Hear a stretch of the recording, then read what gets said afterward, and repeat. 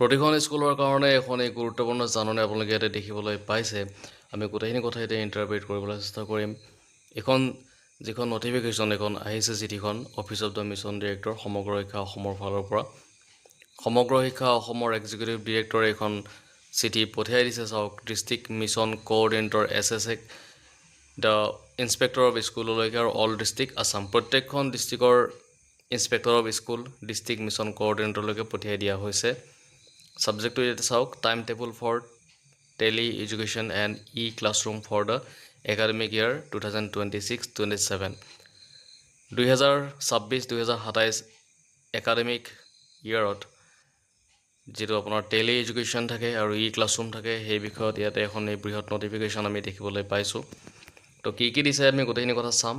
আৰু এটা সৰু অনুৰামলৈ থাকিলে, যদি প্ৰথমবাৰ এই চেনেলটো ভিজিট কৰিছে তেন্তে ছাবস্ক্ৰাইব কৰিব, এনেকুৱা খবৰবিলাক আগলৈকে পাই থাকিবৰ কাৰণে। আহক এতিয়া আমি খবৰটো চাবলৈ চেষ্টা কৰোঁ। বিষয়টো চাওক, 2026-2027 শিক্ষাবৰ্ষৰ বাবে টেলি শিক্ষা আৰু শ্ৰেণীকক্ষৰ সময়সূচী। ইয়াতে লিখিছে, উল্লেখিত বিষয়ৰ প্ৰসংগত জনোৱা হৈছে যে 2026-2027 শিক্ষাবৰ্ষৰ বাবে টেলি শিক্ষা আৰু শ্ৰেণীকক্ষৰ সময়সূচী চূড়ান্ত কৰা হৈছে। এই সময়সূচীসমূহ ASSEB আৰু SCERTৰ দ্বাৰা প্ৰকাশিত একাডেমিক কেলেণ্ডাৰৰ ওপৰত ভিত্তি কৰি প্ৰস্তুত কৰা হৈছে আৰু ষষ্ঠ শ্ৰেণীৰ পৰা দ্বাদশ শ্ৰেণীলৈ প্ৰথম প্ৰাথমিক, মাধ্যমিক আৰু উচ্চ মাধ্যমিক বিদ্যালয় প্ৰযোজ্য। ইয়াত অসমীয়া, বড়ো, বঙালী আৰু ইংৰাজী মাধ্যম অন্তৰ্ভুক্ত কৰা হৈছে। সেয়েহে আপুনি 2026-2027 শিক্ষাবৰ্ষৰ এই সময়সূচীসমূহ সংশ্লিষ্ট বিদ্যালয়সমূহলৈ প্ৰেৰণ কৰিবলৈ অনুৰোধ জনোৱা হৈছে। যিকেইখন বিদ্যালয়ত টেলি ইনফ্ৰাষ্ট্ৰাকচাৰ উপলব্ধ, তাত লাইভ টেলি ক্লাছসমূহ পোনপটীয়াকৈ গ্ৰহণ কৰিব পাৰি। লগতে যিকেইখন বিদ্যালয়ত ভাৰ্চুৱেল ক্লাছ আৰু স্মাৰ্ট ক্লাছৰ সুবিধা আছে, তাত ক্লাছৰুম এপৰ জৰিয়তে লাইভ টেলি ক্লাছ বা অফলাইন ভিডিঅ'ৰ বিষয়বস্তু লাভ কৰিব পাৰি।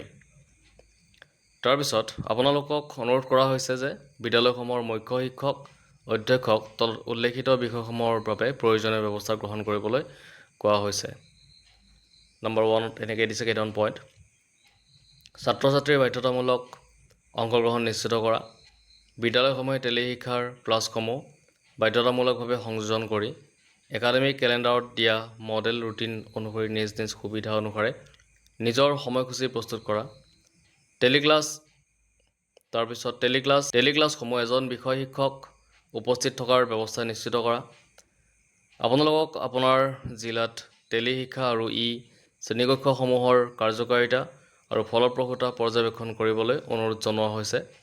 সংলগ্ন 2026-2027 শিক্ষাবৰ্ষৰ সময়সূচী তালিকা মতে।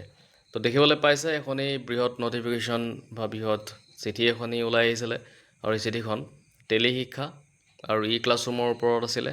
ভালেখিনি কথা ইয়াতে লিখা হৈছে। যদি ভিডিঅ'টো ভাল লাগিছে, লাইক, শ্বেয়াৰ আৰু ছাবস্ক্ৰাইব কৰি দিব।